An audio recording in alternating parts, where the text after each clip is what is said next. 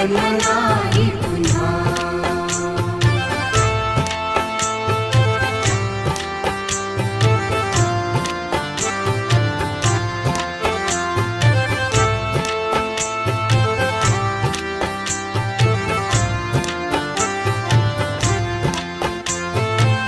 हा जन्म आहे सद्गुरु कृपेचा, हा जन्म आहे सद्गुरु कृपेचा, हा जन्म आहे सद्गुरु कृपेचा। हरि ओम स्वामी समर्थ म्हणा, हा जन्म